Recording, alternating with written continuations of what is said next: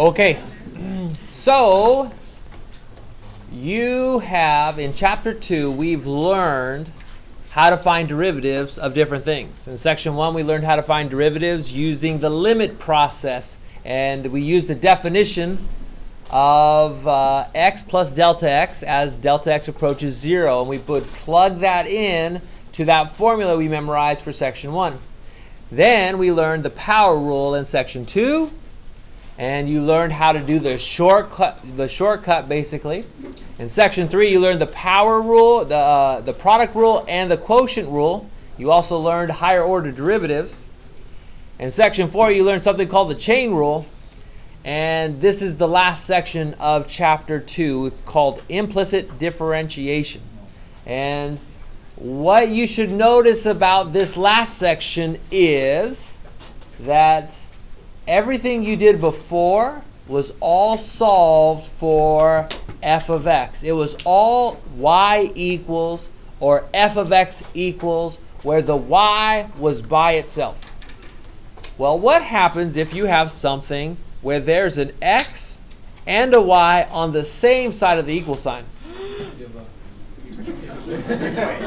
No? Wait, you just move it over. You could. Say hello and hi. If you move, if you move the x over here, would you have a y by itself here on this problem? Yeah. Not a single y, would you? Okay. By the way, moving the x over and getting the y by itself is called explicit differentiation. Okay. So we have been doing most of these problems explicitly. That's where it comes from. Explicit. Now we're going to do problems implicitly. So let me show you what that looks like. And I know it might bring up some questions as we go along. I think the best way for you to learn this process is for me to do a problem and then explain what I'm doing after I solve it. So the first thing I want to do is find the derivative with respect to x, like I've been doing before. I want to find the derivative of this. I'm going to take the derivative of this with respect to x.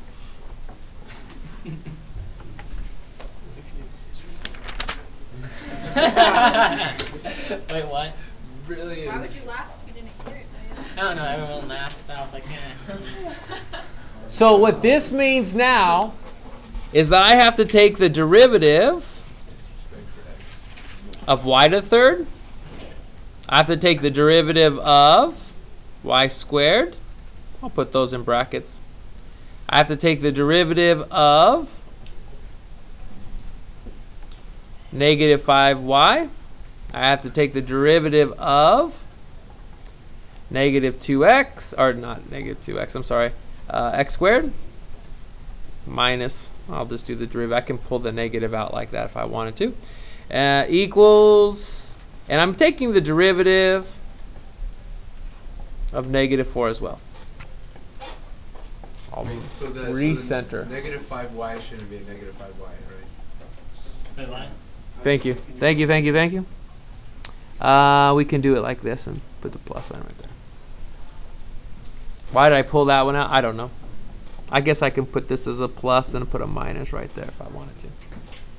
They're equivalent. Okay. So essentially, if I'm taking the derivative of this entire object, I have to take the derivative of each of these individual pieces. And the best part is that I don't have anything that is multiplying each other. I do not have to use the product rule at this point, even though I could. Product rule will come into play later on in more difficult problems, but right now I just want you to see how we find the derivative implicitly. Okay. The biggest idea with implicit differentiation is we still have to use the chain rule. The chain rule still applies with this. And so I'm going to put a little star, and I'm going to put down that we're going to be using the chain rule over here off to the side, because you will see how that works in just a moment. First off, Now I'm just going to go from left to right. The derivative with respect to x of y to the third is going to be 3y squared times dy dx. The derivative with respect to x of y to the third is 3y squared times dy dx. You have to have this extra dy dx in the problem. The reason is the chain rule. The chain rule specifically states that if you can find the derivative of something else, if there is a way to do the derivative of y, then we're going to have to multiply it by the derivative of y. That's what this little piece is. So we do the derivative of the outside part of this y to the third, and your job will be to know when you're taking the derivative of any y term, you also need to have this dy dx as a part of your product. I'll show you as I go forward. Plus, derivative of the outside of y squared is 2y times, can't forget it, dy dx. That's using the chain rule again. Minus 5 times dy dx. Do I need another dy dx there? Yes, because we have the derivative of y. Minus 2x.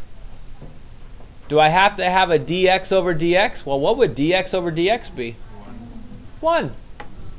It's a different variable. Do I have to have multiplied by 1? Do I have to have the d over dx here? No, because dx over dx is 1. It's already in terms of x.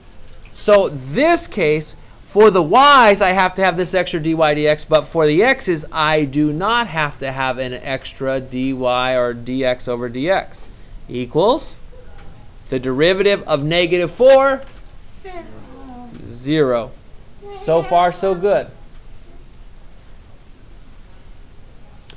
So what are we trying to find here? We're trying to find the derivative of this equation. So technically, what we're trying to find is dy over dx. I almost have that. I have 1 here, I have 1 here, I have 1 here. We're going to end up solving for these 3 things. So instead, I'm going to move this 2x over, and I'm going to rewrite my equation. 3y squared dy dx plus 2y dy dx minus 5 dy dx equals 2x. So far, so good.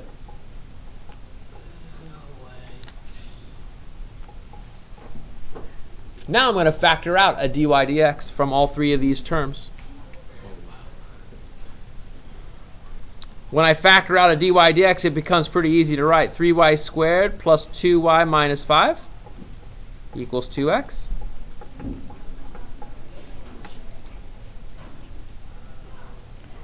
What does dy over dx stand for? The derivative of y with respect to x. We're trying to find the first derivative of this equation. So what we're really trying to find is, what's the derivative implicitly of y? This is what we're solving for. If we know what this is equal to, we know what our derivative is equal to. So since this dy dx is multiplying all those things, and I want this by itself, let's divide by 3y squared plus 2y minus 5. Whatever I do on one side, I'm going to do to the other.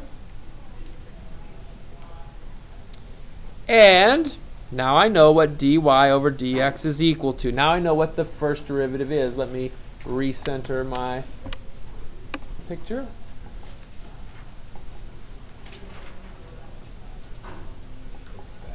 Equals 2x over 3y squared plus 2y minus 5.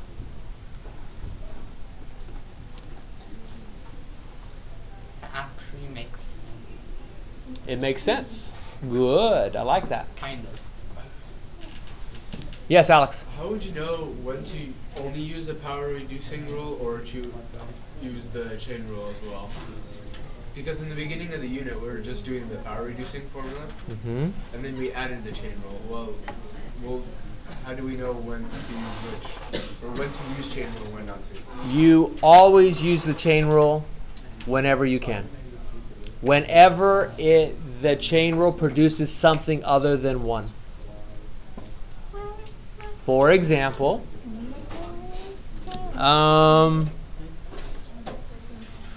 if I had 2x squared, I don't have to use the chain rule here if I'm finding the derivative. 4x. The derivative of this would be 4x. There's no need for me to do anything else. But if I had, instead of f of x like this, let's change this to 2x squared squared. There's an outside piece and an inside piece. The outside piece would be 4x squared to the first, and the derivative of the inside piece is 2x. Whereas before, the derivative of just the x produces something that would have a chain rule of a 1. This, you don't really need the chain rule because 1 doesn't change to what the derivative is, whereas in this example, it would produce something else. The chain rule has to be used for anything else that can also be differentiated. So you're still initially finding the chain rule. Okay. So does this make sense to you? It's a bit confusing.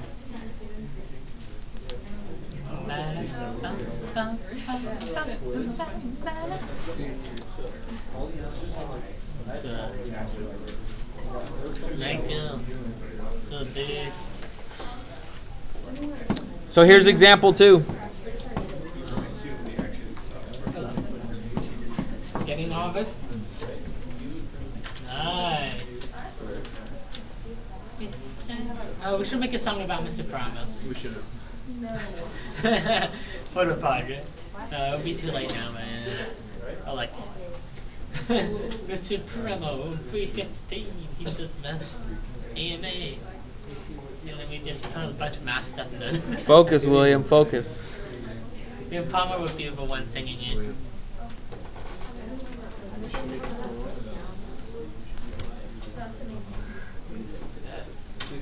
Oh, that's me.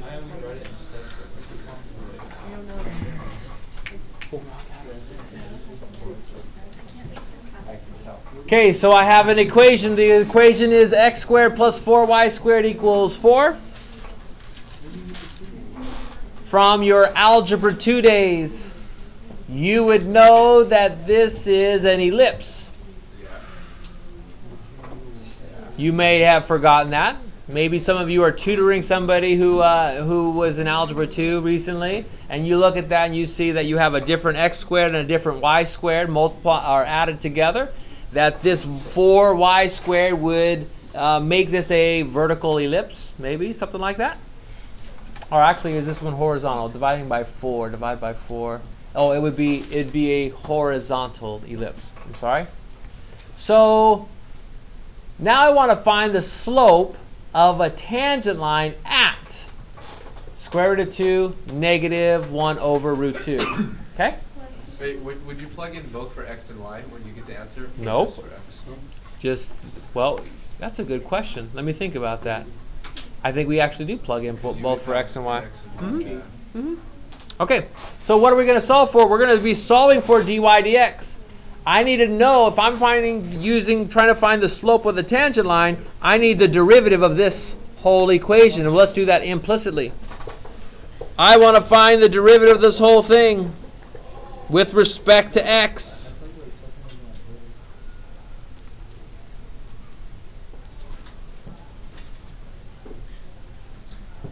So that means I have to do the derivative of x squared. What is the derivative of x squared? Somebody tell me. 2x. Perfect. Plus, what would I write next? 8y. Is that all I write? No. What else? dy over dx. You cannot forget this extra dy dx. It has to be there. If you do not have it there, that's where my number one mistake is when students are doing this section. They forget that when you're finding the derivative of y with respect to x, you have to have this leftover piece here. Think of it as the chain rule. It has to be there. Technically, on this part, we don't need to have the dx over dx, the derivative of x with respect to x, because that would make an additional 1. Equals, what's the derivative of 4? 0. Okay, what am I solving for? dy over dx. Okay, so if I did a little bit of algebra all at the same time, dy over dx, I would subtract the 2x, move that over, and then I'd be dividing by 8y. Okay? So I could leave my answer like this if I wanted to. But I can also make this like that. Isn't that the same thing? Yeah. It doesn't matter. I might even leave it like this so I don't make any algebraic mistakes. I have not answered the question yet. It says find the slope of the tangent line at. And they give me an x and a y. So now if they give me an x and a y, I could simply plug this into this equation and then find the slope. So to find the slope, I'm going to plug in root 2 where the x is. Negative root 2. Instead of the y, I'm going to plug in negative 1 over root 2. And so now what do I have? I have negative root 2 over negative 4 over root 2. Let's simplify that. Because I have a complex fraction. You cannot leave your answers with complex fractions. 4 divided by, multiplied by the reciprocal. I have a negative divided by a negative. Root 2 times root 2 is root 4, or... Why am I getting 2 and that's not supposed to? What am I doing wrong? Hold on. 4 divided by... over 4 equals 1/2. There we go. I got it. Oh, and I'm off the screen. Let me go back to that part right there.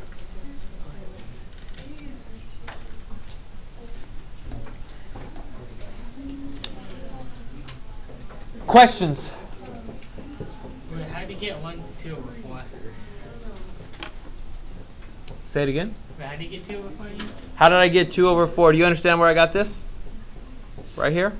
Yeah. I have root 2 divided by negative 4 over root 2. So I multiplied by root 2 over negative 4.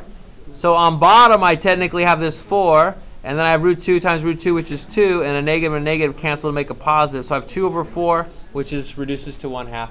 Oh. Wait, isn't that supposed to be root 2 over root 2? Yeah. What do you mean? No, that's right. What I did is I moved this over here and flipped it.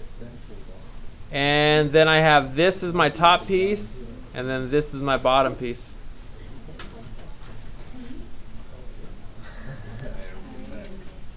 You don't get it? He just counts out the bottom and then he flipped that around times it 2 over 4 now. Now let's take this. We can do... I understand. Like, I got 1/2 too. I don't understand this, but... He did. He counts out the bottom, then he counts the top with the other one, he flipped it around. Yeah, but it makes just as much sense to have negative root 2 over negative 4 divided by root 2 and then multiply by root 2 and root 2 so I can cancel some roots.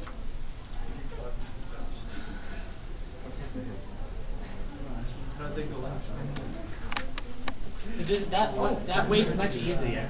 What? That way is much easier. What he did? Bless you. Yeah. No, because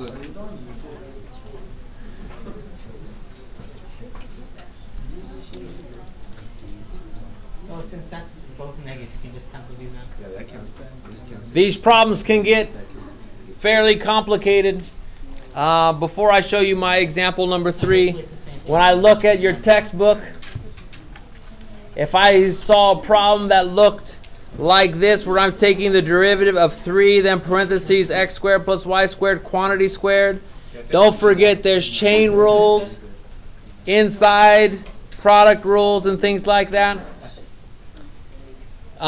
They become big and complicated. I would always suggest to you work from outside in when you get to the bigger stuff. But one thing I haven't shown you yet is, what if I asked you to find something that said d squared y over dx squared? You know what this means, right? What does this mean? The second derivative of y in respect of x. Exactly. Find the second derivative. Okay? That's what this means. Find the second derivative. So I've shown you how to find the first derivative. So let me remind you something. Okay? If I'm doing the first derivative of this, your first derivative would look something like this. Let's say I'm doing d over dx. You would get 2x dx over dx, which is just 1, plus 2y times dy dx equals 0. Now I'm going to solve for dy dx. I'm going to subtract the 2x, and I'm going to divide by 2y. So technically, dy over dx is equal to negative x over y. Negative x over y is my first derivative. So far, so good.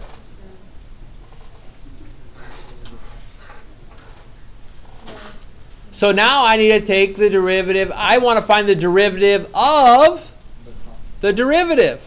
Here's the derivative. I want to find the second derivative, so I need to find the derivative of this. Okay, so how am I going to do d over dx of all this? Well, what is this called? This is called a quotient. This is a fraction. If it's a quotient, I have a variable divided by another variable. That would mean I would have to use the quotient rule. So let's remind ourselves the quotient rule. Low. High minus high to low over. What's the derivative of the high one? Negative 1. Minus low d high minus high d low. What's the derivative? It's 1 what? 1. You have to have the dy over dx right there. Divided by the square of what's below. Is there any dy dx down here? No, it's not derivative. Good. Thank you, Mr. Archer. If I'm taking the derivative of this, I have d squared y, the second derivative, over dx squared. There's no parentheses, but you could put parentheses if you wanted to. Now here's the bad part. See this piece right here? Yeah. What is this? This is there. We just talked about. No, we talked about it. What is it? No, tell me what the name of this is. What does it mean? The derivative of y in respect of x. Right, so this is technically the first derivative still. So in our second derivative with low d high minus high d low, we have a fraction. It's a complex fraction. We're going to have to put something in for it. This is the first derivative. Do you already know what the first derivative is equal to? So we have to plug that in. And you have to get rid of complex fractions. So now we have negative y. I'm going to simplify a little bit as I go. Minus a negative is plus x. And we're multiplying it by negative x over y, because that's what our first derivative is, over y squared. Let me zoom in a little bit because I feel like it's far away for a lot of you. How do I get rid of complex fractions? Multiply the whole top by, not just by y, but y over y. Technically, we're multiplying by 1. And our new second derivative would be dy squared over dx squared is Why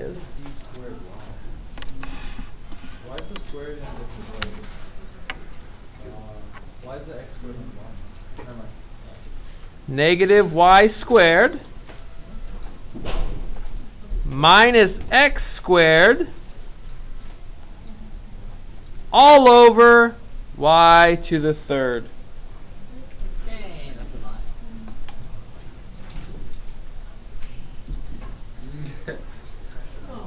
Did I mess up somewhere? I know I messed up somewhere. Where is it? So the power was up. Wait, why did it have y square? Why'd you get a Wait, different why answer? did you get y square? I feel like I did something wrong here. Yeah, you put a Yeah, y it's not square. y squared. It's not y square, it's one single y. No, but I multiplied by y here to there. But No, then no, you no, cancel cancel else that y. You're right. Oh wait, never mind. Oh wait, yeah, so You're right. This is where yeah, that, Yeah, I feel like I'm messing up somewhere, but no, it should be right. it looks right. You're setting yourself up for failure.